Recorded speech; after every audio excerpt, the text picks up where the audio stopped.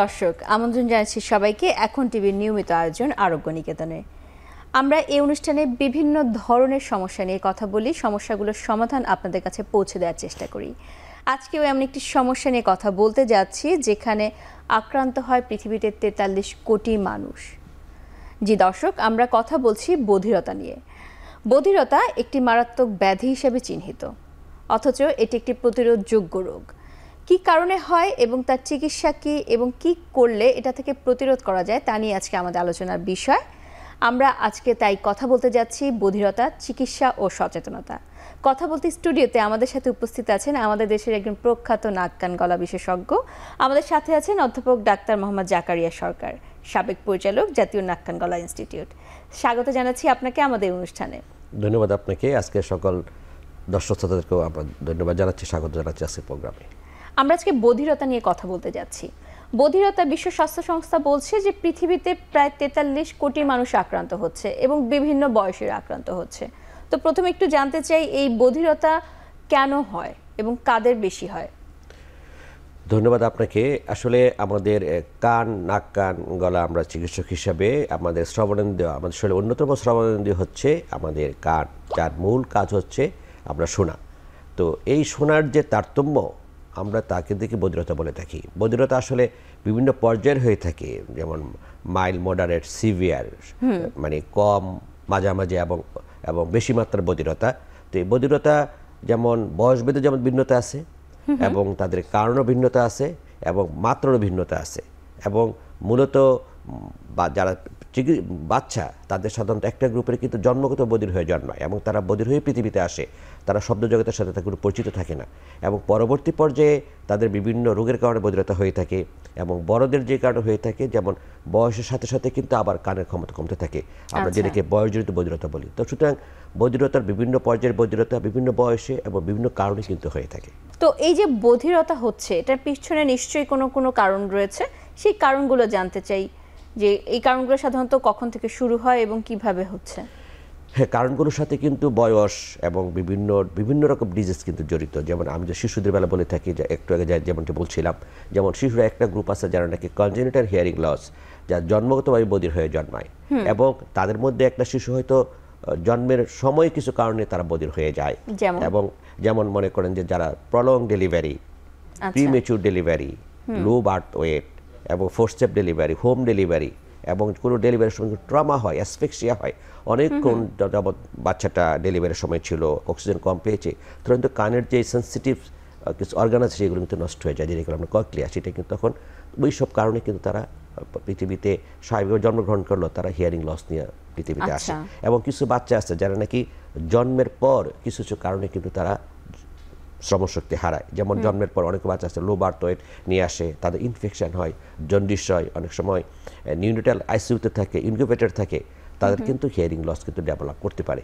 এবং কোনো বাচ্চা আছে যে মায়ের গর্ভে থাকা অবস্থায় কিন্তু তারা বধির হয়, সেটা কিছু কিছু মায়ের কারণে মানে মায়ের অসুস্থতার কারণে, যেমন মায়ের কিছু হেবিট থাকতে পারে, ড্রাগ হেবিট থাকতে পারে, মা যদি এমন কোনো ড্রাগ নিয়ে থাকেন, অটোটক্সিক ড্রাগ, যেটা হিয়ারিং লস হতে পারে, মায়ের এমন কোনো ইনফেকশন হতে পারে, যেমন অনেকগুলো virus infection, mumps, measles virus infection কারণে হয়ে থাকে, মা যদি ট্রমা হয়ে থাকে, মা যদি প্রচুর নিউট্রিশন না পেয়ে থাকেন, তাহলে কিন্তু মায়ের গর্ভে থাকা অবস্থায় কিন্তু সে শ্রবণশক্তি হারাতে পারে। এই তো গেল বাচ্চাদের বেলায়।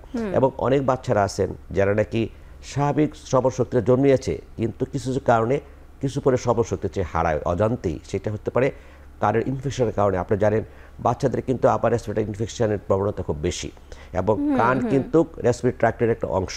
এবং যখনই তার কানে ইনফেকশন হয়, গলা ইনফেকশন হয়, এই ইনফেকশন সহজে কিন্তু কানে চলে যায় এবং কানে ব্যথা হয় এবং কানের মধ্যে একদম রস জমে, আমরা কি বলি ওএমই, অটিটিস মিডিয়া উইথ ইফিউশন, যার কারণে এই রস জমানোর কারণে শব্দটা কানের মধ্যে দিয়ে ব্রেনে পৌঁছতে পারে না, যার কারণে বাচ্চারা কানে কম শোনে। এটা পুরোপুরি বধির না হলেও এটাকে আমরা কানে কম শোনার মধ্যে ফেলতে পারি। এগুলো তো বাচ্চাদের বেলায়। তাছাড়া বাচ্চাদের বেলায় আপনার ফরেন বডি থাকতে পারে, ট্রমা থাকতে পারে বা কানে ইনফেক্টেড কিছু ওয়াক্স থাকতে পারে, তার কারণে বাচ্চারা কিছু পরিমাণে কানে কম শোনে, সেটা আমাদেরকে হয়তো খেয়াল করে আমরা বুঝতে পারি। এবং বড়দের বেলায় ঠিক এরকমই কিছু কিছু মনে করেন যে বয়সজনিত কারণে হিয়ারিং লস, যেমন মানুষ যখন আস্তে আস্তে বয়স বাড়ে তাদের কিন্তু আস্তে হিয়ারিং লস হতে থাকে, একটা পর্যায়ে অনেকে কিন্তু অনেকটাই শ্রবণশক্তি হারিয়ে ফেলে। এবং আমাদের বয়স্কদের জন্য কিছু রোগ হয়ে থাকে, যেমন সিওসিয়াম, কান দিয়ে পানি পড়া, কোনো ট্রমার কারণে কানে পর্দা ছিঁড়ে যাওয়া, কানে অনেক ধরনের ইনফেকশন হয়ে থাকে, যেমন ক্যান্সার হয়ে থাকে, বিভিন্ন টিউমার হয়ে থাকে, বিভিন্ন জটিল রোগের কারণে কিন্তু আমরা বয়সরা কানে কম শুনতে পারি। তবে কানে কম শোনার পর্যায় যেমন দীর্ঘায়িত, তার কারণও কিন্তু অনেক অনেক লম্বা লিস্ট আমরা বলতে পারি। সুতরাং এই মূল কারণগুলোর মধ্যে এইগুলি কিন্তু প্রধান। আচ্ছা, অনেকগুলো কারণ শুনলাম, বিশেষ করে যে কারণগুলো আপনি বলছিলেন যে জন্মের পরে হচ্ছে, বিশেষ করে শিশুদের, এর পিছনে একটা বড় অংশ হচ্ছে কি বিভিন্ন ধরনের ইনফেকশন বা সংক্রমণের কারণে। তো যারা একটু বড় তাদের ক্ষেত্রে তো দেখা যায় যে এই ধরনের সংক্রমণ হয়, কিন্তু ঝুঁকিতে কেন বাচ্চাদের বেশি পড়তে হয়? হ্যাঁ, বাচ্চারা তো আসলে সবচেয়ে বিষয়টা হচ্ছে বাচ্চাদের জন্মের সময় এবং গর্ভকালীন অবস্থা এবং জন্মের ঠিক পরের পিরিয়ডটা, এটা কিন্তু খুব সেন্সিটিভ একটা পিরিয়ড। বাচ্চাদের অর্গানগুলো থাকে খুবই সেন্সিটিভ, তারা অক্সিজেন প্রতি, ট্রমার প্রতি, ইনফেকশনের প্রতি খুবই সংবেদনশীল এবং তাদের ইমিউনিটি ক্ষমতা কিন্তু কম। এবং আমরা বাচ্চাদের যে অর্গানগুলো আছে কানের, সেগুলো কিন্তু পুরোপুরি ডেভেলপ করতে পারে না, সময়ের সাথে সাথে সেগুলো ডেভেলপ করে। যেমন আমি বলে থাকি আমরা কানের যে অংশগুলো বলে থাকি, কানের মূল যেই অংশ কানে শোনার জন্য, সেটাকে আমরা বলি ককলিয়া। ককলিয়াটা হচ্ছে আপনার একটা ট্রান্সমিটার ফরমারের মতো। আমরা যে মেকানিক্যাল সাউন্ড আমরা শুনছি, এটা মেকানিক্যাল এনার্জি, এটাকে ট্রান্সমিট করে ইলেকট্রিক্যাল এনার্জি, এটা খুবই জরুরি কানে শোনার জন্য। এই ককলিয়াটা কিন্তু খুবই সেন্সিটিভ অর্গান, সেন্সর আমরা বলে থাকি, এবং এটা খুব সহজেই কোনো ইনফেকশান, কোনো ট্রমা এবং কোনো অক্সিজেন লেকের কারণে কিন্তু সহজেই এটা নষ্ট হয়ে যেতে পারে। এবং মূল ওই কারণেই কিন্তু বাচ্চারা সহজেই আক্রান্ত হয়, যেহেতু ইমিউনিটি কম এবং যেহেতু এই অর্গানটা ভালোভাবে তখনও ডেভেলপ করে পারে না এবং খুবই সেন্সিটিভ, সে কারণে কিন্তু বাচ্চারা খুব সহজেই এইসব কারণে আক্রান্ত হতে পারে এবং বধিরতা ডেভেলপ করে। আমরা দেখেছি আপনি বিভিন্ন ধরনের কারণ বলেছেন, আমাদের দেশে কিন্তু শব্দ দূষণ খুব বেশি, এবং স্কুল বলি বা হাসপাতাল বলি, যেখানে শব্দ দূষণ করা একদম নিষিদ্ধ, সেখানেও কিন্তু প্রচুর ধরনের শব্দ হয়। বিশেষ করে রাস্তার পাশে যে বড় বড় হাসপাতাল আছে বা স্কুলগুলো আছে, সেখানে আমরা এরকম দেখতে পাই। এগুলো কি বাচ্চাদের উপর কোনো প্রভাব ফেলে, বাচ্চাদের এই বধিরতা তৈরির পিছনে? হ্যাঁ, আপনি শব্দ দূষণ খুব একটা ইম্পর্টেন্ট বিষয় অবতারণা করেছে, সেবার বলতে চাই। আমরা কিন্তু সব কিছুতে ফার্স্ট হইতে চাই সারা বিশ্বে, জি, তবে সব ফার্স্ট কিন্তু আমাদের কাঙ্ক্ষিত নয়। যেমন আমরা ঢাকা শহরে যারা বসবাস করি, এমন একটা জায়গায় বাস করি যারা পৃথিবীর সবচেয়ে নয়েজ এরিয়া, আমরা সেখানে বসবাস করতে, বুঝতেই পারছেন যে নয়েজ পলিউশন কি মাত্রায়। এবং নয়েজ কিন্তু একদিন পলিউশন, আমরা এনভায়রনমেন্টাল পলিউশন বলি, নয়েজ একটি অন্যতম পলিউশন এখন। এবং এই পলিউশনের কারণে কিন্তু পলিউশন সব রকম স্বাস্থ্য ঝুঁকি তৈরি করে। শব্দটাও তার থেকে দূরে নয়। যে বেশি সেন্সিটিভ অর্গান যেটা বলছিলাম কান, সেখানে কিন্তু এই উচ্চমাত্রার শব্দ কিন্তু আমাদের কানের ক্ষতি করছে। এবং আপনার যে স্টাডি করে আমরা দেখা যায়, আমরা যারা ফিল্ডে কাজ করি, ঢাকার সাথে বসবাস করি, বিশেষ করে স্পেসিফিক যারা কলকারখানায় ট্রাফিক পুলিশ, তাদের প্রায় 60 to 70% বিভিন্ন মাত্রায় বধিরতা ভুগছে। তো আমাদের স্টাডি না থাকার কারণে আমরা সেটা হারাচ্ছি। শুধু কানের শ্রবণশক্তি হারানোই নয়, আমরা কিন্তু তার পাশাপাশি বিভিন্ন রোগ তৈরি হচ্ছে, যেমন বাচ্চাদের বেলায় অনিদ্রা, বাচ্চাদের বেলায় তাদের ক্ষুধামন্দা, তারপরে খিটখিটি মেজাজ, পড়াশোনায় মনোযোগের অভাব, এবং বড়দের বেলায় বিভিন্ন কার্ডিয়াক হার্ট ডিজিজ, বিভিন্ন আপনার অন্য কানের বিভিন্ন রোগসহ বিভিন্ন কিন্তু জটিল রোগ কিন্তু অন্যতম কারণ হচ্ছে শব্দ দূষণ। তো সুতরাং অন্য রোগের পাশাপাশি মূল যেই কানের সমস্যা করে থাকে, সেটা আপনাকে বলি নয়েজ ইনডিউসড হিয়ারিং লস, মানে শব্দ দূষণ সমৃদ্ধ কানের সমস্যা, যেটা নাকি কানে কম শোনার জন্য বয়স্কদের অন্যতম কারণ হিসাবে বিবেচিত হয়ে আসছে। জি, ধন্যবাদ। এই একটি কারণ তো জানলাম, বয়স্কদের ক্ষেত্রে কি কি আর কারণ রয়েছে? হ্যাঁ, বয়স্কদের বেলায় অন্যতম একটা কারণ হচ্ছে আপনার ইমপ্যাক্টেড ওয়াক্স। ইমপ্যাক্টেড ওয়াক্স, আমরা যারা কান খোঁচানোর অভ্যাস থাকে, তারা কিন্তু আমাদের এই অভ্যাসের কারণে কানের মধ্যে কিন্তু আমাদের খৈর বলে থাকে ওয়াক্স কানে জমে যায়, আমরা কিন্তু বিভিন্ন মাত্রায় কম শুনি। এটা কিন্তু খুবই কমন। এবং বয়স্কদের বেলায় ইনফেকশন, যেমন অটোমাইকোসিস, ফাঙ্গাস ইনফেকশন, ডায়াবেটিস রোগীতে খুব কমনলি হয়ে থাকে। বয়সের বেদে একটা গ্রুপ আছে যাদেরকে ছোটো সময় থেকে কান পচা রোগ থাকে, কানের পর্দা ছিদ্র ইনফেকশনের কারণে ছিদ্র হয়ে যাওয়ার কারণে ফ্রিকুয়েন্টলি ইনফেকশন হয়, কান দিয়ে পানি পড়ে, এই গ্রুপটা কিন্তু কানে কম শোনে। তাছাড়া তো কানে বহিকর্ণে, মধ্যকর্ণে, অন্তঃকর্ণে জটিল জটিল রোগ তৈরি হয়, তার মধ্যে ক্যান্সার বা আপনার বিভিন্ন ধরনের টিউমার কিন্তু অন্যতম। এটার কারণে আমরা কানে কম শুনি। মধ্যকর্ণে বিভিন্ন ধরনের টিউমার হয়ে থাকে। তারপরে অটোস্ক্লেরোসিস নামে একটা জিনিস, যেটা আমাদের কানের ক্ষুদ্র হাড়গুলিকে শক্ত করে ফেলে, এবং ব্রেনের অনেক টিউমারের কারণে কিন্তু আমরা কানে কম শুনি। তাছাড়া ব্রেনে অনেক ইনফেকশন, ব্রেনে অনেক আঘাত কারণে কিন্তু আমরা অনেকেই আমাদের কাছে আসে যারা কানের শ্রবণশক্তি হারায়। জি, অবশ্যই। এই যে বিভিন্ন ধরনের কারণ শুনলাম, আপনি একটি কথা বলছিলেন যে ইম্প্যাক্টেড ওয়্যাক্স বা হচ্ছে গিয়ে কানের মধ্যে ক্ষয় জমা। তো আমাদের তো অনেকেরই আছে এই প্রবণতা যে কানের এই ক্ষয়গুলোকে বের করে ফেলা, কটন বাড ব্যবহার করা, অথবা আমরা এমনও দেখি যে রাস্তার মধ্যে তারা গিয়ে এই কানের ভিতরের ময়লা বের করছে। এই ব্যাপারটি কতটুকু স্বাস্থ্যসম্মত এবং আসলে এটি কি করা উচিত কিনা? হ্যাঁ, এটা খুবই একটা ইম্পর্টেন্ট বিষয়। এটা আমি এই বিষয়টা বলতে চাই। আপনার ধন্যবাদ আপনাকে একটা ইম্পর্টেন্ট বিষয় নিয়ে আসার জন্য। সেটা হচ্ছে যে অনেকে জিজ্ঞেস করেন, স্যার কানের যত্ন কিভাবে নিব? জি। আসলে আমরা যেটা বলে থাকি, কানের কোনো যত্ন না নেয়, এটাই হচ্ছে কানের যত্ন নেওয়া। আপনি কান নিয়ে ভাববেন না, কারণ এই যে মানুষ ছাড়াও আল্লাহর কত সৃষ্টি, হাজার হাজার প্রাণীর সৃষ্টি, তাদের কিন্তু কান পরিষ্কার কোনো ব্যবস্থা নাই। তার মানে কি, আল্লাহ এমনভাবে সৃষ্টি করেছে ন্যাচারালি তার কানটাকে পরিষ্কার করে রাখে এবং সেটাই হয়ে থাকে। যেমন আমি বলে থাকি, কানের মধ্যে যে সেরুমেন তৈরি হয়, ওয়াক্স তৈরি হয়, এটা কিন্তু কানের এসেনশিয়াল পার্ট। কানে হেলদিনেসের জন্য এটা তৈরি হয়, কানটাকে ময়েশ্চার রাখার জন্য। এবং কানের মধ্যে অনেক সিলিয়া আছে, আপনি জানেন। এই সিলিয়াগুলো আউটওয়ার্ডস মুভমেন্ট থাকে, বাইরের দিকে তারা ধানের যেমন ধান খেতে বাতাসে দুলতে থাকে, এটাকে ঢেউ খেলতে থাকে এই সিলিয়াগুলো। এবং যখনই কোনো কিছু ঢুকে, এই সিলিয়াগুলো এটাকে বাহিরে বের করে দেয়। এবং এটা ন্যাচারাল, সবসময় চলতে থাকে আমাদের অজান্তে। এবং যখনই আমরা কানে কিছু ঢুকাই, কটন বার কিছু, তখন কিন্তু এই যে সিলিয়ার যে মুভমেন্টটা উল্টা দিকে ঘুরিয়ে দিচ্ছে। তার মানে কানে যে কিছু থাকে সেটা কানের ভিতরে নিয়ে যাবে আমার এই ঢুকানোর কারণে। তার মানে কি, কানে আমরা যদি যেটা করছি কান পরিষ্কার করার জন্য, পক্ষান্তরে আমরা কিন্তু ময়লাগুলো কানের দিকে ঠেলে দিচ্ছি। এবং এই অভ্যাসগত কারণে কানে যে ওয়াক্স বা সেরুমেন তৈরি হচ্ছে, এটা স্তরে স্তরে কানের মধ্যে জমা হচ্ছে। এবং এক পর্যায়ে আমরা বলি ইমপ্যাক্টেড ওয়াক্স, মানে ইনফেকশন হয়ে যাচ্ছে, কানতে শব্দ আর পুষতে পারে না ওয়াক্সের কারণে। এটা খুবই কমন। এটা বাচ্চাদের থেকে শুরু করে বড়দের হয়ে থাকে। এবং অনেক মায়েরা আছে, তাদের কাজই হচ্ছে বাচ্চা ঘুমিয়ে থাকে, তার কান পরিষ্কার করা, জি জি, খোঁচানো, টর্চ লাইট দেখা, মোবাইলের টর্চ দিয়ে কানে কিছু আসছে কিনা। এবং এটা কিন্তু ক্ষতিকর। সুতরাং কানে কিছু ঢুকানো আমরা কোনো জরুরি কারণ ছাড়া অবশ্যই সেটা নিষেধ। আরেকটা বিষয় যেটা আছে, যে আমরা যে কানে পরিষ্কার করি রাস্তাঘাটে, এটা কিন্তু অত্যন্ত বিপজ্জনক বিষয়। কারণ যারা কান পরিষ্কার করে, তারা কিন্তু কানের ভিতরে স্ট্রাকচার, অ্যানাটমির সাথে কোনো ধারণাই নাই। তারা এক ধরনের সুরসুরি কানে তৈরি করে, এটা আমরা আরাম পাই, এবং যারা এই আরাম পায় তারা ফ্রিকুয়েন্টলি এই কাজটা করে থাকে। কিন্তু এটার বিপজ্জনক যেটা, সেটা হচ্ছে যে ময়লাগুলোকে তারা প্রথমত ভিতরে ঠেলে দিচ্ছে, কারণ তারা জানে না কি কোথায় কাজ করছে।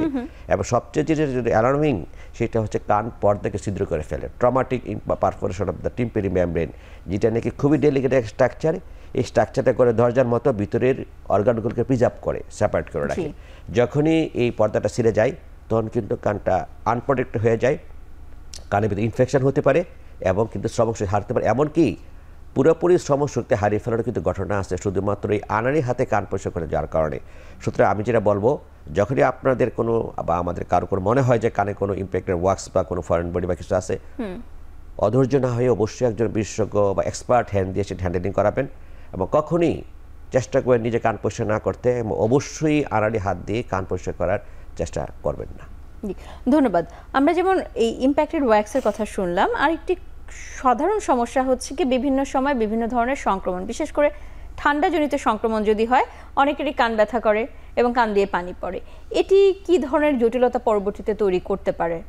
হ্যাঁ, এটা বিশেষ করে বাচ্চাদের খুবই কমন। আমি একটু আগে যেমনটি বলছিলাম, যে বাচ্চাদের কিন্তু আপার রেসপিরেটরি ইনফেকশন খুবই কমন, এবং কানের ভিতরের অংশটা কিন্তু আপার রেসপিরেটরি একটা অংশ, নাকড়া করার সাথে সেটার সংযুক্তি আছে একটা টিউব দিয়ে। এবং বাচ্চাদের যখনই ইনফেকশন হয়, গলায় নাকে ঠান্ডা লাগে, এই ইনফেকশনটা ওই টিউব দিয়ে চলে যায় আপনার কানের ভিতরের অংশে, এবং সেখানে একদম সর্দি জমা হয়ে থাকে। এবং এক পর্যায়ে সর্দিটা পেকে যায়, পুজ হয়ে যায়, তখন বাচ্চারা কাঁদতে থাকে। এবং দেখবেন যে প্রায়ই বলে যে মায়েরা, যে বাচ্চা সারা রাত কান্নাকাটি করেছে, সকালবেলা দেখা যায় কান দিয়ে পানি আসছে। তার মানে এটার হচ্ছে যে কানের মধ্যকর্ণে পর্দার পিছনে যে সর্দিটা জমা হয়, সে ইনফেকশন হয়ে পুজ তৈরি করে, তখন প্রচণ্ড ব্যথা হয়। এবং এক পর্যায়ে এই পুজের প্রেশারে পর্দা ছিদ্র হয়ে পুজটা বাইরে চলে আসে, এবং তখন ব্যথা কমে যায়, কিন্তু কান দিয়ে পানি আসতে থাকে। এটা মানে হচ্ছে কানের মধ্যে ইনফেকশনের কারণে পুজ তৈরি হয়েছিল, এবং সেটার সিকুয়েল হিসাবে পর্দা ছিদ্র হয়ে পুজটা বাইরে বেরিয়ে আসছে। তার চিকিৎসা কি? চিকিৎসা হচ্ছে যে অবশ্যই একটা চিকিৎসা পরামর্শ নিতে হবে, যেটা আমাদেরকে মনে করিয়ে দিয়ে, সেটা এই ধরনের ঘটনা ঘটে থাকলে যেটা করতে হবে, কানে প্রোটেকশন নিতে হবে। যেহেতু কানের পর্দা রাপচার হয়ে গিয়েছে, কোনো মতে যাতে কানে পানি না যায় সেটা খেয়াল রাখতে হবে। অ্যান্টিবায়োটিক অন্য কিছুর মাধ্যমে ডাক্তার পরামর্শের চিকিৎসা করতে হবে। তবে সচেতনতা যেটা সাধারণ মানুষের জন্য, এটা বাচ্চাদের কমনলি হতে পারে, কিন্তু তারপর থেকে বাচ্চাদেরকে যতদিন পর্যন্ত কানে পর্দা ছিদ্র বন্ধ না হয় ততদিন পর্যন্ত কিন্তু কানে প্রোটেকশনে থাকতে হবে। আর কান পচা রোগ যেটা আমরা বলে থাকি, সারা বছর মানুষের কান দিয়ে পানি পড়ে, সেটা কিন্তু এই আপনার ঘটনা থেকে কিন্তু সেটা সিকুল হিসাবে সেটা পার্মানেন্ট হয়ে যায়। আচ্ছা, তো সেই জন্য আপনি যেটা বললেন সেটা ইম্পর্টেন্ট। যখন এই ঘটনা ঘটে চিকিৎসা পরামর্শটা নিশ্চিত হতে হবে এবং অন্য চিকিৎসার পাশাপাশি কানটাকে প্রোটেক্টেড রাখতে হবে, কোনো পানি যাতে কানে না ঢুকতে পারে। জি, আমরা এই নিয়ে আর কথা শুনবো। এখন একটি বিরতির সময় হয়েছে।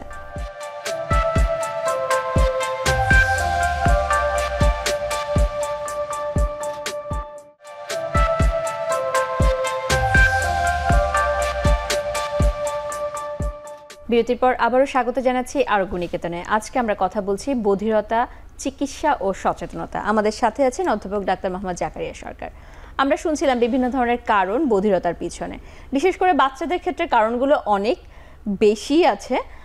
একটি সমস্যা বাচ্চাদের ক্ষেত্রে দেখা যায় যে বাচ্চাদের অনেক কিছু কানের মধ্যে ঢুকিয়ে ফেলে বা নাকের মধ্যে ঢুকিয়ে ফেলে। এটি কি পরবর্তীতে কোনো জটিলতা তৈরি করতে পারে কিনা? হ্যাঁ, খুব ইম্পর্টেন্ট একটি বিষয়। আসলে কানই হোক আর নাকই হোক, যখন বাচ্চারা কিছু ঢুকে ফেলে মায়েরা কিন্তু অত্যন্ত বিচলিত হয়ে যান। অনেকের ধারণা কানের ভিতর দিয়ে নাকের ভিতর দিয়ে হয়তো এই জিনিসটা ব্রেনে চলে যেতে পারে। জি, এবং দেখা যায় যে তারা বাসায় বসে কিছু না কিছু চেষ্টা করে করতে থাকে এবং তাদের ধারণা এটা বেশিক্ষণ রাখা যাবে না, কানের ভিতর দিয়ে এটা ব্রেনে চলে যেতে পারে। এই ব্যাপারে যেটা হচ্ছে, যে এটা বলছিলাম কানের পর্দা কিন্তু কানকে সমস্ত বাহিরের যন্ত্র থেকে প্রোটেকশন দেয়, এটা ন্যাচারালি। এবং কানে যখনই কিছু ঢুকে যায়, যদি পর্দা যদি আগে থেকে ইনটেক্ট থাকে, পারফেকশন না থাকে, তাহলে এটা ওইখানেই থাকবে। এই জন্য আমি যেটা বলে থাকি সেটা হচ্ছে যে যখনই বাচ্চারা কানের মধ্যে কিছু ঢুকিয়ে ফেলবে, বিচলিত না হয়ে ধৈর্য ধরে অপেক্ষা করতে হবে যতক্ষণ পর্যন্ত একজন বিশেষজ্ঞ চিকিৎসকের কাছে না যাওয়া যায়। অবশ্যই নিজে থেকে চেষ্টা করে অথবা আনাড়ি হাতে অথবা কোয়াকুর ডক্টর দিয়ে যাতে এটাকে চেষ্টা করা না হয়, কারণ এতে যেটা হতে পারে এটা ভিতরে চলে যেতে পারে এবং যেটা করতে পারে সেটা হচ্ছে টিম্পানি মেমব্রেনকে রাপচার করে ফেলতে পারে, যেটা নাকি একটা পার্মানেন্ট ড্যামেজ হয়ে গেল তার কানে। এবং সেটা হচ্ছে যে অনেক বাচ্চারা আছে যে তারা কিন্তু খেলার শরীরটা ঢুকায়, এবং অনেক বাচ্চা আছে ফ্রিকুয়েন্টলি এই কাজটা করে থাকে, এবং তাদের একজন খেলা একজনের কানে কিছু ঢুকিয়ে দেয়, এটা কিন্তু কমন। সেই জন্য এটা বিচলিত হওয়ার কিছু নেই। এটা যদি কানে থেকেও যায়, কানে সাধারণত ক্ষতি করবে না। সেই জন্য কোনো কানে কিছু ঢুকিয়ে ফেললে অবশ্যই সেটা নিজেরা চেষ্টা না করে একটু সময় লাগলো একজন এক্সপার্ট হ্যান্ড দিয়ে যাতে এটা হ্যান্ডেলিং করা হয়। জি, আরেকটি সমস্যা দেখা যায় বাচ্চাদের ক্ষেত্রে, যে তারা গোসল করতে গেলে কানে পানি চলে যায়। এটি কি কোনো ধরনের সমস্যা তৈরি করতে পারে কিনা? হ্যাঁ, অ্যাকচুয়ালি কানে পানি যাওয়ার ব্যাপারটা কিন্তু আমাদের মধ্যে একটা কমন চালু আছে। আমরা অনেক সময় দেখা যাচ্ছে অনেকে বলে যে স্যার কানে একটু পানি গিয়েছিল, আমি আর একটু পানি দিয়েছিলাম, সে বের করে ধারণা যে আর একটু পানি দিতে হবে, কিন্তু ব্যাপারটা আসলে সেরকম না। আসলে যাদের কানে ন্যাচারাল পর্দা ইনটেক্ট, কোনো রোগাক্রান্ত না, সবারই তো ইনটেক্ট কিছু ব্যতিক্রম ছাড়া, তাদের কিন্তু কানে পানি যাওয়ার কোনো বিষয় নাই। কান পানি গেলে আবার চলে আসবে, পর্দা তো প্রোটেকশন করে দরজার মতো, সেটা ভিতরে সমস্যা নাই। যদিও কানে কোনো মনে হচ্ছে পানি গিয়েছে, তো সেটা একটু পানি দিয়ে একটু মুছে দিলেই হবে, এই পানি ভিতরে যাবে না, কানে কোনো ক্ষতি করবে না। সুতরাং পর্দা যাদের ঠিক আছে তাদের কানে পানি যাওয়ার ব্যাপারটা আসলে ঠিক নয়। আমাদের একটি উৎকণ্ঠার বিষয় হচ্ছে বাচ্চা বা যারা নবাগত আছে, জন্মর কিছুদিন পরেই দেখা যায় যে তাদের কানের সমস্যা হচ্ছে। এদের ক্ষেত্রে কোনো উপসর্গ সাধারণত বোঝা যায় না। তো সেই ক্ষেত্রে একজন মা কিভাবে বুঝতে পারবে যে তার বাচ্চা কানে কোনো সমস্যা তৈরি হচ্ছে? অ্যাকচুয়ালি মায়েরা হচ্ছে সবচেয়ে বড় অবজারভার বাচ্চাদের জন্য। মায়েরা যখন কিছু বলে থাকে, এটা যতক্ষণ পর্যন্ত না প্রমাণ করা না যায় মায়ের কথা সত্যি ধরে নিতে হবে। এটি সত্যি, কারণ মায়েরা এত কাছ থেকে বাচ্চাদের অবজার্ভ করেন যেটা নাকি আর করা দেওয়া সম্ভব নয়। যখনই মা বলবে যে বাচ্চারা কানে কম শোনে, তো সেটাকে অবশ্যই কিন্তু গুরুত্ব দিয়ে দেখতে হবে। অনেক সময় যেটা আমরা দেখতে থাকি, মায়েরা যখন বিশেষ করে গ্রাম অঞ্চলে মায়েরা যখন মুরব্বীদের দৃষ্টি আকর্ষণের চেষ্টা করেন যে বাচ্চা কম শুনছে, তারা কিন্তু সেটা মানতে রাজি না। তারা মাকে উল্টো বোঝানোর চেষ্টা করেন, হ্যাঁ তোমার এই বাচ্চার বাবাও কানে অনেক দেরিতে কথা বলছে, কানে কম শুনছে, পরে ঠিক হয়ে গিয়েছে, তারা কিন্তু ঠিক হয়ে যাবে। এবং বাচ্চাদের এই যে আপনি বললেন যে আমরা কীভাবে বুঝবো কথা বলার, আমরা বলছে মাইলস্টোন ডেভেলপমেন্ট, মানে বয়সের সাথে সাথে শব্দের প্রতি তাদের একটা রেসপন্স তৈরি হয়, সেটা বয়সের সাথে ভিন্নতা আছে। যেমন একটা ছোট বাচ্চা, একদমই ছোট বাচ্চা যখন ঘুমিয়ে থাকে, শব্দ হলে কিন্তু সে হাত পা খিচে যায়, রিফ্লেক্স করে। এবং একটা বয়স হয় যখন শব্দ করা হয় তাহলে মাথা ঘুরে শব্দের দিকে তাকায়। একটা বয়স হচ্ছে শব্দ দিলে সে সামগ্রিক শব্দের কাছে চলে যেতে চায়। এবং একটা পর্যায়ে আছে যে শব্দের সাথে রেসপন্স করে কথা বলে। এই যে ডেভেলপমেন্টের সাথে যে এই রেসপন্সগুলো কোনো ডিলে হয় বা না আসে, তাহলে বুঝতে হবে তার কানে কোনো সমস্যা রয়ে গেছে। বিশেষ করে যেমনটি বলছিলাম, যেসব বাচ্চা জন্মের সময় অথবা জন্মকালীন সময় অথবা জন্মের পরবর্তী সময়ে কোনো ক্রাইসিসের মধ্যে দিয়ে যায়, যার কারণে তার কানে হিয়ারিং লস হতে পারে, তাদেরকে কিন্তু আলাদাভাবে গুরুত্ব দিয়ে দেখতে হবে। এবং আমাদের দেশে সেই ব্যবস্থা চালু হবে শীঘ্রই, সেটা হচ্ছে যে স্ক্রিনিং। উন্নত দেশগুলিতে সমস্ত বাচ্চাদের কিন্তু হিয়ারিং স্ক্রিনিং করা হয়, যে তাদের কানে, এটা হলো অটো স্টিমিউশন, এবং সেটা কিন্তু আমাদের দেশে আমরা চালু করার চেষ্টা করছি। এটার মাধ্যমে কিন্তু তা বোঝা যায় যে কানে কম শুনছে কিনা। কিন্তু আমাদের যে সম্ভব নয়, যেসব বাচ্চাদের এরকম ক্রাইসিসের মধ্যে দিয়ে তাদের জন্ম হয় বা যাদের কোনো ইনফেকশন হয় জন্মের পর, তাদেরকে অবশ্যই কিন্তু হিয়ারিং টেস্ট করে নিশ্চিত হতে হবে যে তার কোনো কানের সমস্যা তৈরি হয়েছে কিনা। তার পরবর্তী সময়ে যদি মায়েরা যে কারো দৃষ্টি আকর্ষণ করে বাচ্চা কানে কম শুনছে অথবা বাচ্চা সময় মতো কথা বলছে না, তাহলে অবশ্যই চিন্তা করতে হবে কানে কোনো সমস্যা আছে। কারণ কথা বলা না বলার কারণ অন্যতম কারণে কিন্তু কানে না শোনা। এবং আমি যেমনটা বলছিলাম, ডেভেলপমেন্টের সাথে সাথে কিছু শব্দের প্রতি রেসপন্স, সেটা যদি সে প্রপারলি না করে, তাহলে বুঝতে হবে সে কানে কোনো সমস্যা আছে। এবং তখনই অবশ্যই নিশ্চিত হতে হবে পরীক্ষা করে যে তার কানে সমস্যা আছে কিনা, তাহলে কিন্তু তার চিকিৎসা সম্ভব। এই সমস্যাটি যদি কোনো মা ধারণা করে, তাহলে আসলে কোন বয়স থেকে তাকে চিকিৎসকের কাছে যাওয়া উচিত? হ্যাঁ, প্রথমত হচ্ছে যে যেসব বাচ্চাদের, যেটা বলছিলাম যে ক্রাইসিসের মধ্যে দিয়ে যায়, যে সম্ভাবনা আছে তার ডিজিজগত কারণে, তার জন্মের পদ্ধতিগত কারণে, তাহলে কিন্তু তাদের সবগুলি বাচ্চাকেই ডাক্তার কাছে নিশ্চিত হতে হবে। তাছাড়া যখনই বাচ্চারা মনে হবে যে তার কানের সমস্যা, তাহলে কিন্তু তখনই তাকে নিশ্চিত হতে হবে যে, কারণ খুব সিম্পলি টেস্ট করে কিন্তু নিশ্চিত হওয়া যাচ্ছে কানে কম শুনে বদলের মাত্রা কতটুকু। কারণ আমরা যেটা বলছিলাম যে কানের মূল কাজ কিন্তু হচ্ছে কানে শোনা, কিন্তু ইনডাইরেক্টলি আরেকটা কাজ হচ্ছে কানে কথা বলা। যারা কথা বলে না তাদের সমস্যা কিন্তু কানে, গলায় না। আমরা যদি বলতে ডেফ অ্যান্ড ডাম্ব, মুখ ও বধির, মানে কথা না বলার, বোবা হওয়ার অন্যতম কারণ হচ্ছে কানে না শোনা। তো সুতরাং যদি সে সময় মতো যদি সে কানে না শোনে, সে কিন্তু কথা বলবে না, সমাজে বোবা হিসেবে বেঁচে থাকবে। আমরা কথা বলা বয়স কত? 1 থেকে 1.5 বছর মধ্যে যদি বাচ্চারা কথা বলা শুরু করে। সুতরাং অবশ্যই বাচ্চাকে কানে কম শোনে কিনে এর মধ্যে নিশ্চিত হতে হবে। যদি মনে হচ্ছে যে কানে সে শোনে না বা কম শোনে, তাকে শোনার ব্যবস্থা করতে হবে। যদি সে বধির হয়ে জন্মায়, তাদের কিন্তু আধুনিক চিকিৎসা মাধ্যমে তাদের কথা বলার ব্যবস্থা আছে, এবং এই কাজটা তাদেরকে অবশ্যই স্পিচ ডেভেলপমেন্ট পিরিয়ড, মানে 3 থেকে 5 বছরের মধ্যে করতে হবে, না হলে কিন্তু সারা জীবন তাকে বধির এবং বোবা হয়ে বেঁচে থাকবে। আচ্ছা, বাচ্চাদের ক্ষেত্রে যেহেতু শুনলাম যেটি 3 থেকে 5 বছরের মধ্যে অবশ্যই চিকিৎসা শুরু করা উচিত, প্রাপ্তবয়স্কদের ক্ষেত্রে বিভিন্ন ধরনের কারণ আছে যেগুলো আপনি কিছুক্ষণ আগে বলছিলেন, তাদের ক্ষেত্রে লক্ষণগুলো সাধারণত কি রকম হয়? হ্যাঁ, যখনই রোগীরা বলে থাকে যে মানুষ বলছে আপনি কানে কম শুনছি, তখন তো বয়সের সাথে সাথে আমাদের মধ্যে ধারণা আসে কী কারণে সে কম শুনতে পারে। প্রথমত আমরা দেখি যে তার কানে কোনো ডিজিজ কন্ডিশন আছে কিনা, যেমন ইমপ্যাক্টেড ওয়াক্স আছে কিনা অথবা কোনো ইনফেকশন আছে কিনা। তো সেইগুলো আমরা তাকে চিকিৎসা করার চেষ্টা করি, এবং সেই চিকিৎসার পাশাপাশি তাকে হিয়ারিং রিহ্যাবিলিটেশন করার চেষ্টা করি। কারণ সবসময় কিন্তু কানের চিকিৎসা করার পরে কানের শ্রবণশক্তি ফিরে আসে না।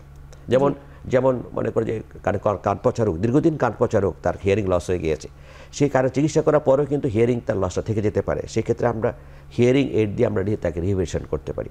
বয়স্করা যারা বলছে বয়সজনিত প্রেসবাইকুসিস বা বয়সজনিত কারণে না শোনার সমস্যা, তাদের কিন্তু আমরা রিহ্যাবিলিটেশন করার জন্য হিয়ারিং এইড, আমরা যদি কানে শোনার যন্ত্র আমরা ব্যবহার করি, তাহলে কিন্তু সে সহজে আবার স্বাভাবিক জীবনে ফিরে আসতে পারে। যেমন আমরা কানে চোখে না দেখলে আমরা চশমা ব্যবহার করি, আমরা দেখাটাকে অ্যাম্প্লিফাই করি।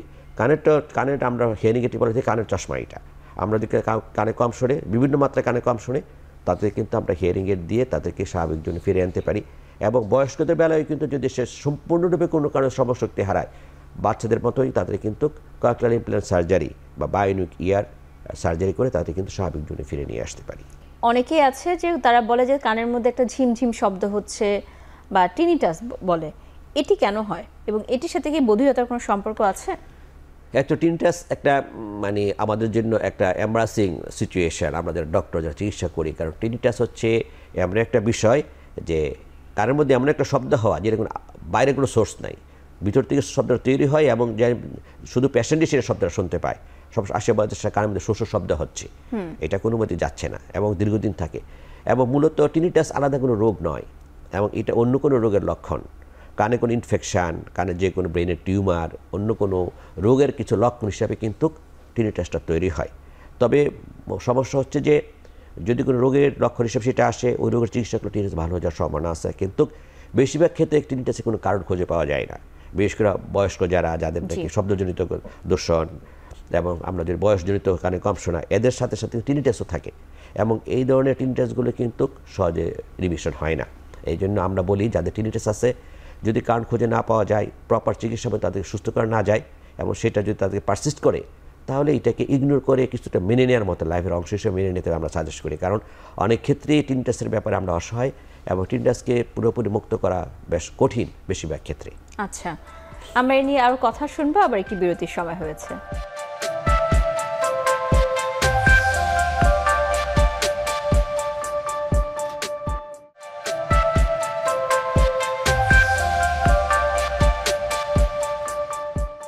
বিরতির পর আবারও স্বাগত জানাচ্ছি আরোগ্য নিকেতনে। আজকে আমরা কথা বলছি বধিরতা চিকিৎসা ও সচেতনতা। আমাদের সাথে আছেন অধ্যাপক ডাক্তার মোহাম্মদ জাকারিয়া সরকার, সাবেক পরিচালক, জাতীয় নাক কান গলা ইনস্টিটিউট। আমরা বধিরতার বিভিন্ন ধরনের কারণ শুনলাম, যেটি বাচ্চাদের ক্ষেত্রেও হচ্ছে, বড়দের ক্ষেত্রেও হচ্ছে। এখন একটি বাচ্চা যদি এই ধরনের সমস্যায় পড়ে, অনেকে দেখা যায় যে পরিবার থেকে তাকে চিকিৎসকের কাছে নেওয়া হচ্ছে না, এবং সে পরবর্তীতে কোনো না কোনোভাবে স্কুলে যাচ্ছে, এবং স্কুলের শিক্ষক তাকে বলছে যে সমস্যা হতে পারে। তো শিক্ষকের ক্ষেত্রে কি কোনো আপনার পরামর্শ আছে যে তারা কখন বুঝতে পারবে যে এই বাচ্চার কানে শুনতে কোনো সমস্যা হচ্ছে? হ্যাঁ, খুব ইম্পর্টেন্ট, কারণ মায়েদের মতো টিচারও কিন্তু একটা good observer for the children, এবং তারা খুব কাছ থেকে বাচ্চা দেখেন, যত্ন সহকারে দেখেন, এবং বাচ্চাদের ভালো মন্দ কিন্তু তারা খুবই খেয়াল করেন, এবং তাদের যদি অবজারভেশনটা অবশ্যই গুরুত্ব দিতে হবে। কারণ টিচার যখন বলবে বাচ্চা অমনোযোগী, বাচ্চা রেসপন্স করছে না, বাচ্চা মানে পারফরমেন্স পোর, তখন কিন্তু তাকে অন্যান্য সমস্যার পাশাপাশি তার কিন্তু বস্তুর কানের সমস্যা আছে কিনা। যেমন বাচ্চারা দেখা যাচ্ছে বাচ্চারা কাজ করতেছে, ডাকলে খেয়াল করছে না, মায়েরা মনে করে যে বাচ্চা অমনোযোগী, দুষ্টামি করছে, রেসপন্স করছে না। সেটাকে গুরুত্ব দিতে হবে, বাচ্চা কেন রেসপন্স করছে না। অনেক সময় দেখা যাচ্ছে বাচ্চারা টিভির সামনে যে বসে থাকার চেষ্টা করে শোনার জন্য, এবং সুযোগ পেলে টিভির সাউন্ড বাড়িয়ে দেয়, অনেক জোরে সাউন্ড দেওয়ার চেষ্টা করে, এগুলো কানে কিন্তু শোনার লক্ষণ। এবং বাচ্চারা পিছনে বেঞ্চে বসলে লেখাপড়া ধরতে পারে না, সামনে বেঞ্চে বসার চেষ্টা করে, এবং বাচ্চাদের টিচারের লেসনটা সে ঠিকমতো নিতে পারে না, কিছু ডাল তার আইকিউ অন্য বাচ্চাদের চেয়ে, এগুলো কিন্তু কানে কম শোনার একটা লক্ষণ। সেই জন্য কিন্তু যদি যখন টিচার বলে আপনার বাচ্চা অমনোযোগী এবং বাচ্চা রেসপন্স করছে না, সেই ক্ষেত্রে কিন্তু ডাকলে খেয়াল কম করছে, তাহলে কিন্তু অবশ্যই আপনাদেরকে ডাক্তারের চিকিৎসা নিয়ে পরীক্ষা নিশ্চিত হতে হবে কানে কোনো মাত্রা বধিরতা আছে কিনা। কারণ বাচ্চারা কিন্তু বলতে পারে না যে আমি কানে কম শুনি, হয়তো 30-40% কম শুনে, যেটা বললাম যে কানের মধ্যে ইনফেকশনের কারণে বাচ্চাদের মধ্যে সর্দি জমে যায়, কম শুনে, এটা কিন্তু খুবই কমন। অর্থাৎ মিডিয়াতে ইনফিউশন যেটা বলে থেকে বাচ্চাদের, এটা কিন্তু খুবই কমন, বিশেষ করে ছোটো বাচ্চা স্কুল গোয়িং চিলড্রেনদের, এবং তারা কিন্তু 20-30% কম শুনে অনেক বাচ্চা, এবং তারা কিন্তু বুঝতে পারে না। এই কম শোনার কারণে সে কিন্তু 20-30% লেসন কম শুনে। যে বাচ্চারা স্বাভাবিক 100% শুনবে, সে 30% কম শুনবে, এবং সে 30% কম শিখছে, 30% কম ডেভেলপ করছে। তো সুতরাং তার সে 30% জীবন থেকে পিছিয়ে যাচ্ছে। তো সুতরাং যখনই মনে হবে যে বাচ্চা কম শুনছে, টিচার দৃষ্টি আকর্ষণ করার চেষ্টা করছে, পারফরমেন্স খারাপ হচ্ছে, অথবা শব্দের প্রতি রেসপন্স কম করছে, অথবা টিভির সাউন্ড বাড়িয়ে দিচ্ছে, এই ধরনের লক্ষণগুলো যখন চোখে আসবে, অবশ্যই সেটাকে ইগনোর না করে বাচ্চার উপর দোষ না চাপিয়ে চিকিৎসকের পরামর্শে নিশ্চিত হতে হবে যে বাচ্চার কোনো মাত্রা বধিরতা আছে কিনা, এবং সেটা থাকে সেটা সহজে চিকিৎসা করে তাকে স্বাভাবিক জীবনে ফিরিয়ে আনা সম্ভব। জি, অবশ্যই, যেহেতু চিকিৎসক এখানে নির্ধারণ করতে পারবে যে তার সমস্যা আছে কি নাই, তো সেই ক্ষেত্রে কি কি ধরনের পরীক্ষা করতে হয়, এবং সাধারণত একটি বাচ্চার জন্মের পরে কোন বয়স থেকে এই চিকিৎসকের কাছে নিয়ে যাওয়া প্রয়োজন হবে? হ্যাঁ, যেমনটা বলছিলাম যে অন্য দেশগুলোতে স্ক্রিনিং টেস্ট আছে, জন্মের পরপরই সব বাচ্চাদেরকে কিন্তু ডেলিভারি সেন্টারে তাকে স্ক্রিনিং করে ফেলে যে বাচ্চাগুলো বধিরতায় জন্মেছে কিনা। আমাদের দেশে যদি সেই সুযোগ নেই, তবে বারবার যেটা বলছি, যে বাচ্চাগুলো এরকম ডেভেলপ করার সম্ভাবনা আছে, বিভিন্ন ক্রাইসিসের মধ্যে জন্মগ্রহণ করেছে, তাদেরকে অবশ্যই স্ক্রিনিং টেস্টে আওতায় নিয়ে আসা উচিত নিজে উদ্যোগে হয়ে। এবং যেসব বাচ্চার মধ্যে এইসব ডেভেলপ করছে, যেমন মানুষের ডেভেলপের সাথে সাথে রেসপন্স করছে না, সেটা দিলে করার কোনো সুযোগ নাই। এবং যখনই বাচ্চা মনে হবে যে বাচ্চা কানের যেগুলো একটু আগে বললাম যে বাচ্চা কম শুনছে, বা কেউ বলছে যে বাচ্চা রেসপন্স কম করছে, তাদের কোনো বয়সের জন্য অপেক্ষা করা দরকার নেই, তাদেরকে যথারীতি যথাসময়ে এবং সমস্যা সন্দেহ হইলেই তাদেরকে চিকিৎসা পরামর্শ নিয়ে তাদেরকে নিশ্চিত হতে হবে। কারণ তাদের আইকিউ ডেভেলপমেন্ট, তাদের মেন্টাল ডেভেলপমেন্টের জন্য স্বাভাবিক শোনাটা ভেরি মাচ ইম্পর্টেন্ট। তো কি কি পরীক্ষা করতে হবে সেই ক্ষেত্রে? প্রথমে পরীক্ষাগুলো আমাদের সেখানে অ্যাভেলেবেল আগে ছিল না, যেমন কিছু ব্যাটার অফ টেস্ট আমরা করে থাকি, যেমন এটা এই পরীক্ষাগুলো আবার বয়সের সাথে সাথে তারতম্য আছে। যেমন যদি একদম ছোট বাচ্চা হয়, তাদেরকে বিভিন্ন শব্দের রেসপন্স দেওয়া হয়, শব্দের রেসপন্স দিয়ে শব্দের প্রতি তার কী রেসপন্স, প্লে অডিওমেট্রি মানে খেলনা দেওয়া হয়, শব্দ তৈরি করে যেসব খেলনা, সেই শব্দের সেই রেসপন্সটা কেমন করছে, এটা দিয়ে আমরা অ্যাসেস করতে পারি এই বাচ্চাগুলোর সমস্যা আছে কিনা। অথবা আরেকটু যখন 5 বছর তার বেশি হয়, সেগুলো আমরা পিউটোর অডিওমেট্রি ডিভাইস কানে দিয়ে কিন্তু পরীক্ষা করা যায়, কম শুনে কিনা, শ্রবণ মাত্রা বেশি কিনা। এমন যেসব বাচ্চা একদমই বধিরতা নিয়ে জন্মার, যেটা বলছিলাম জন্মগত বধির, তাদের কিন্তু আরও কিছু অ্যাডভান্স টেস্ট আছে, AVR বা SSR, এগুলো কিন্তু খুবই মানে সফটওয়্যার বেসড টেস্ট, এগুলো আমাদের অ্যাভেলেবেল। বা যদি একদমই বাচ্চা বোঝা যায় যে বাচ্চা একদমই শুনছে না, এটা কিন্তু ভেরি মাচ অ্যালার্মিং, কারণ এই বাচ্চা যদি একদমই না শোনে, বাচ্চা কিন্তু পৃথিবীতে বোবা হয়ে এসছে, সে কথা বলবে না, এবং এই চিকিৎসা করে তাদেরকে শব্দজগতে ফিরিয়ে আনা সম্ভব। পরীক্ষার কথা বলছিলেন, তো পরীক্ষাগুলো যদি করতে হয়, তাহলে যদি কোনো সমস্যা তৈরি হয়, সেক্ষেত্রে সমাধান কিভাবে করতে হবে? মানে পরীক্ষাগুলো করার পরে যদি কোনো রোগ ধরা পড়ে, সে পরীক্ষাগুলো করার পরে যদি, যেটা বলছিলাম যে যদি আমরা যদি মনে করি যে তার হিয়ারিংয়ে তার সমস্যা আছে, তো সেই ক্ষেত্রে তো আপনার যদি রোগ বেঁধে তার চিকিৎসা, যদি আমরা মনে করি যে তার ছোটো বাচ্চাদের তার কানে পানি জমেছে, সেক্ষেত্রে কিন্তু আমরা কিছু রুটিন চিকিৎসা অ্যান্টিবায়োটিক দিয়ে কিন্তু আমরা চিকিৎসা করতে পারি। অথবা কখনো কখনো কানের গলার পিছনে এক ধরনের টনসিল তৈরি হয়, যেটাকে আমরা এডিনয়েড, এডিনয়েডের কারণে কিন্তু বাচ্চারা কানে কম শুনে কানে পানি জমে, সেটা কিন্তু সার্জিক্যাল চিকিৎসার মাধ্যমে কিন্তু তাকে পুরোপুরি স্বাভাবিক জমে নিয়ে আসতে পারি। এবং যেটা বলছিলাম যে সবচেয়ে বেশি ইম্পর্টেন্ট, যারা সম্পূর্ণ বধির, যারা জন্মতে বধির হয়ে জন্মায়, তাদেরকে কিন্তু যদি আমরা নিশ্চিত হই যে তারা কানে শোনার ক্ষমতা নেই, তাহলে কিন্তু বুঝতে হবে যে সে ভবিষ্যতে কথা বলবে না, যে সমাজে বোবা হিসেবে বেঁচে থাকবে। এবং এদের জন্য পৃথিবীর সবচেয়ে এবং আধুনিক চিকিৎসা তৈরি হয়েছে, সে হচ্ছে ককলিয়ার ইমপ্লান্ট সার্জারি, আমরা যেটা বলি বায়োনিক ইয়ার। আমরা এটা 3 থেকে 5 বছরের বাচ্চাদের আমরা কানের ভিতর দিয়ে ব্রেনের মধ্যে ঢুকিয়ে আমরা ডিভাইসটা ঢুকিয়ে দিই, এবং এই অপারেশন করার পরে শব্দ ব্রেনে পৌঁছতে পারে। আমরা যেটা বলছিলাম কানের মূল অংশ হচ্ছে ককলিয়া, যেটা নাকি শব্দটাকে ম্যাক্রো এনার্জি থেকে আপনার ইলেকট্রিক্যাল এনার্জি ট্রান্সমিট করে। এই বধির বাচ্চারা যারা জন্মগত টোটালি বধির, তাদের সেই ককলিয়াটা ডেভেলপ করে না। আমরা সেই ককলিয়াকে আর্টিফিশিয়াল ডিভাইস, যেটাকে বলি ককলিয়ার ইমপ্লান্ট, এটা একটা অত্যন্ত ব্যয়বহুল ইমপ্লান্ট, একটা সেন্সরি ইমপ্লান্ট, সেইখানে আমরা যদি বসে দিতে পারি, তখন কিন্তু সে বাইরের শব্দ সে শুনতে পাবে। এবং ইমপ্লান্ট সার্জারির মাধ্যমে কিন্তু আমাদের দেশের বাচ্চারা স্বাভাবিক জন্য ফিরে আসতে পারে, এবং এই সার্জারি কিন্তু আমাদের দেশে এখন আমরা করছি, এবং অনেক বাচ্চাই কিন্তু এই সার্জারি করে স্বাভাবিক জন্য ফিরে আসছে। যদিও অত্যন্ত ব্যয়বহুল এবং সেন্সিটিভ, কিন্তু আমাদের দেশে এটা কিন্তু এখন অ্যাভেলেবেল। তো আপনি তো বলছেন ব্যয়বহুল এবং সেন্সিটিভ, আমাদের দেশের সরকারি পর্যায়ে কি চিকিৎসা আছে? এবং যেহেতু আমরা সবসময় চিন্তা করি যে সরকারি পর্যায়ে চিকিৎসাটা একটু কম ব্যয়বহুল। হ্যাঁ, অবশ্যই, কারণ এই চিকিৎসা এরকম ব্যয়বহুল। আমি আপনাকে ধারণা দিই, আমরা বলি যে ডিভাইসটা আমরা লাগাই সেটাকে টয়োটা গাড়ির সমান দাম, আচ্ছা, প্রায় 15 থেকে 20 লক্ষ টাকা ওই ডিভাইসটার দাম।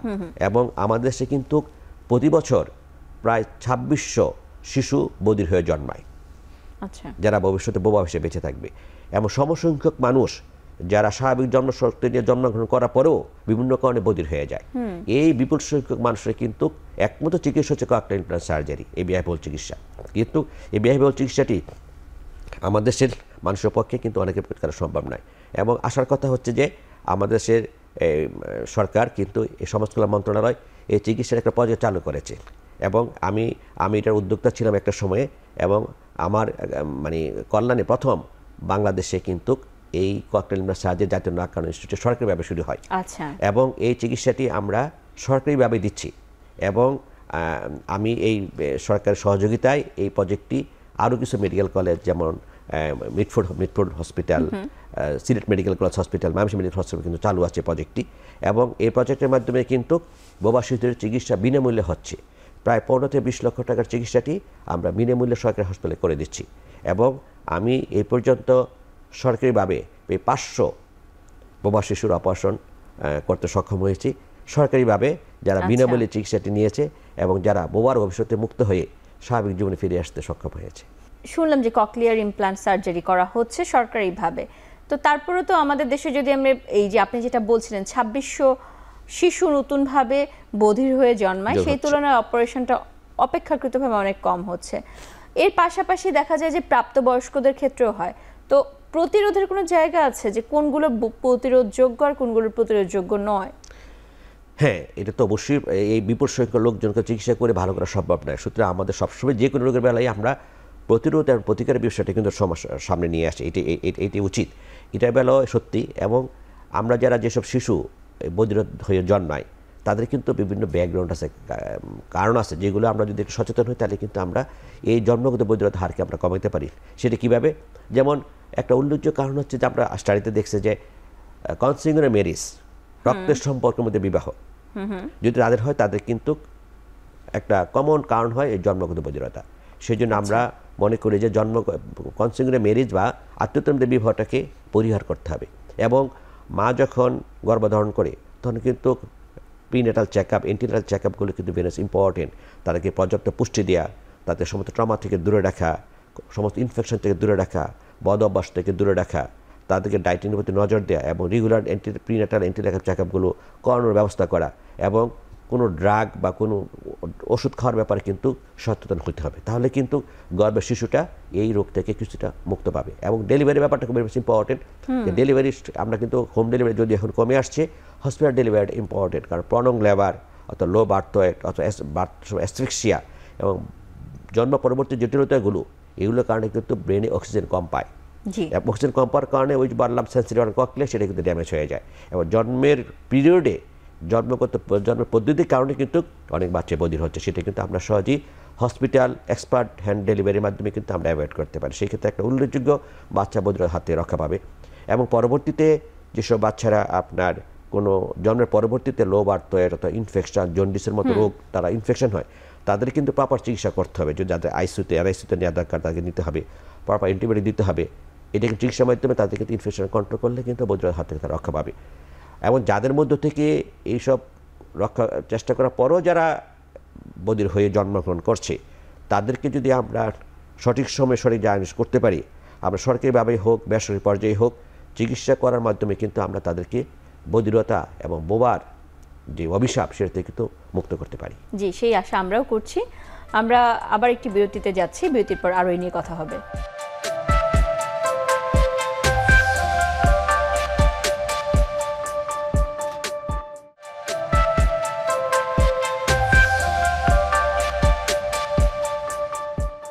বিরতির পর আবারও স্বাগত জানাচ্ছি আরোগ্য নিকেতনে। আজকে আমরা কথা বলছি বধিরতা, চিকিৎসা এবং সচেতনতা। আমরা শুনছিলাম যে বিভিন্ন ধরনের চিকিৎসা পদ্ধতির মধ্যে খুবই গুরুত্বপূর্ণ হচ্ছে ককলিয়ার ইমপ্ল্যান্ট। ককলিয়ার ইমপ্ল্যান্টে যারা অংশগ্রহণ করেছে বা যারা এই চিকিৎসার আওতায় এসেছে, তাদের ক্ষেত্রে আপনার অভিজ্ঞতা একটু জানতে চাই যে বর্তমানে তারা কেমন আছে। হ্যাঁ, এটা আসলে একটা অন্য জগৎ আমরা যারা বধিরদের নিয়ে কাজ করি। কারণ হচ্ছে যে আসলে একটা ফ্যামিলিতে যখন একটা বাচ্চা বধির হয়ে জন্মায়, মা বাবা যখন বুঝতে পারে যে তারা বাচ্চার বোবা হয়ে জন্মেছে, তাদের যে কষ্ট, তাদের অভিব্যক্তি, এটা আসলে শুধু তারাই বুঝতে পারে। আমরা যারা যারা কাজ করি তারা কিছুটা বুঝতে পারি। এমনও ঘটনা ঘটেছে যে বাবা যখন বুঝতে পেরেছে বাচ্চা বধির বাচ্চা জন্মেছে, বাচ্চা মাকে ফেলে রেখে চলে গেছে। ইভেন শুধু তাই না, মাও চলে গেছে, ঘটনা আছে বাচ্চাকে রেখে, বা সেই বাচ্চাকে মানুষ করছে তার খালা। এই ঘটনা কিন্তু আমরা দেখেছি। সুতরাং বিষয়টা কিন্তু সামাজিকভাবে অত্যন্ত বেদনাদায়ক। সুতরাং একটা বাচ্চা যখন এই বধির থেকে মুক্ত হয়ে সে যখন প্রথম শব্দ বলে, মা ডাকে, বাবা ডাকে, এবং মা যখন বুঝতে পারে যে তার বাবার অভিশপ্তে মুক্ত হয়েছে, তাহলে তাদের যেই অভিব্যক্তি, তাদের যেই চিন্তা চেতনার যে পরিবর্তন, সেটা আসলে ভাষায় প্রকাশ করার মতো নয়। সেটা আমাদের এই কাজ করার থেকে আমাদের অভিজ্ঞতা হয়েছে। তো আমি যেটা বলছিলাম যে আমি পর্যন্ত সরকারিভাবে 500 এবং আর প্রাইভেটভাবে আরও 50, প্রায় 550 বধির বাচ্চার এই অপারেশনের অভিজ্ঞতা আমার আছে। এবং এই আমার যার চিকিৎসা করেছি তাদের বেশিরভাগ বাচ্চাই কিন্তু স্বাভাবিক জীবনে ফিরে আসছে। অনেক বাচ্চারা আছে এখন স্কুলে পড়াশোনা করে, তারা স্বাভাবিক জীবন করছে, তারা ডাক্তার ইঞ্জিনিয়ার স্বপ্ন দেখছে, এবং আপনি বুঝতে পারবেন না যে তারা একসময় বধির ছিল। তো এটা কিন্তু একটা বিজ্ঞানের আশীর্বাদ এবং আল্লাহর রহমত অবশ্যই, এবং সরকারের বদন্যতায় কিন্তু সেটা সম্ভব হয়েছে। তবে যেটা বলছিলাম যে সব বাচ্চাদের কিন্তু আউটকাম একরকম তা না। যেমন আমি যেটা বলি যে এক স্কুলে যখন 50 জন বাচ্চা পড়াশোনা করে, একই স্কুলে পড়ে, একই বই পড়ে, একই টিচার পড়ায়, কিন্তু সবার আউটকাম মেধা রেজাল্ট কিন্তু একরকম না। আমাদের এই বাচ্চাগুলো একই রকম। বাচ্চাগুলোর ফ্যামিলি ব্যাকগ্রাউন্ড, পিতামাতার শিক্ষা, বাচ্চাদের অ্যাটিটিউড, আইকিউ, এগুলোর উপরে কিন্তু বাচ্চা আউটকামটা নির্ভর করে। তো সেই ক্ষেত্রে যেসব বাচ্চাগুলো সব দিক দিয়ে পারফেক্ট, তারা কিন্তু বেশির বাচ্চা কিন্তু স্বাভাবিক জীবনে ফিরে আসছে। এটা একটা আশার বিষয়। এক্ষেত্রে এই অপারেশনের পরবর্তী কিছু থেরাপি কি প্রয়োজন হয় কিনা? হ্যাঁ, এটা খুবই ইম্পর্টেন্ট। অপারেশন যেমন একটা অংশ, তার থেরাপিটা কিন্তু একটা অন্যতম অংশ। কারণ আমি যেটা বলছিলাম যে একটা বাচ্চা যখন স্বাভাবিক জন্মশক্তিতে জন্মের পরে কিন্তু সাথে সাথে কথা বলে না, সে কিন্তু কথা বলে 1.5 বছর পরে।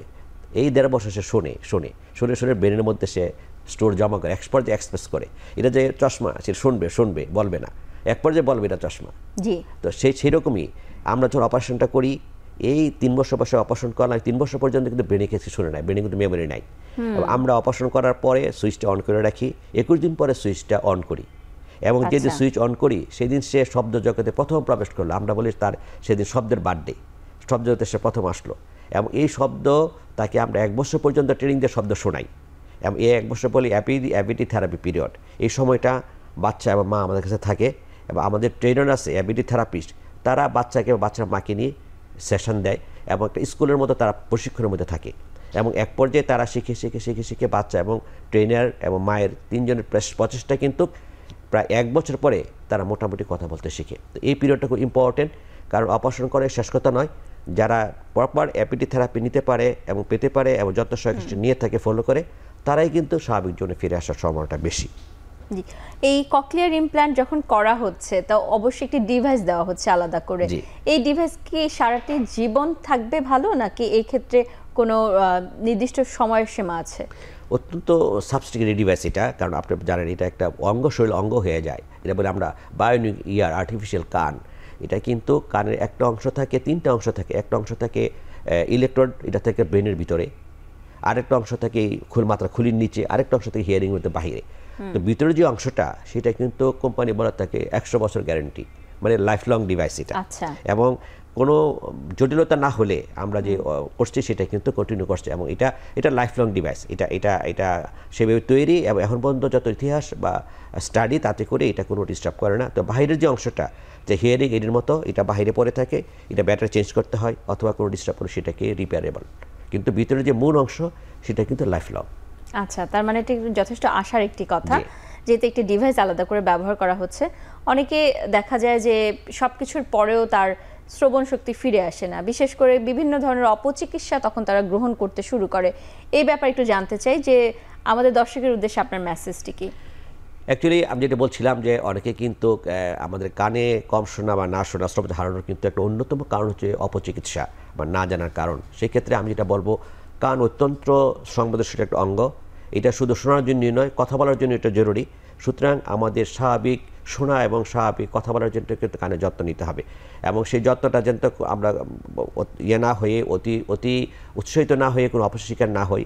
অবশ্যই আমরা নিজেরা কান পরিষ্কার করবো না, আমরা কোনো আনাড়ি লোকদের যে কান পরিষ্কার করাবো না, এবং আমরা যখনই কোনো কানের সমস্যা মনে হবে, একটু সময় নিয়ে হলেও অবশ্যই একজন বিশেষজ্ঞ চিকিৎসার মাধ্যমে পরীক্ষা করে নিশ্চিত হবে কানের সমস্যা আছে কিনা। এবং কানের শোনার যত সমস্যা আছে, বিশ্বের সমস্ত আধুনিক চিকিৎসা দেওয়ার জন্য কিন্তু আমরা প্রস্তুত। এবং যখনই কানে কম শোনে, সঠিক সময় চিকিৎসা নিয়ে ডায়াগনোস করতে কানে কম শোনে কিনা, কোনো ডিলে করলে কিন্তু তার সমস্যাতে ফিরে আসার সময়টা সে হারিয়ে ফেলতে পারে। আপনাকে অসংখ্য ধন্যবাদ আপনার মূল্যবান সময় থেকে আমাদের কাছে সময় দেওয়ার জন্য। ধন্যবাদ আপনাকে, আজকে দর্শক শ্রোতাদেরকে ধন্যবাদ। দর্শক, আজকে এখানেই বিদায় নিচ্ছি। ভালো থাকুন, সুস্থ থাকুন।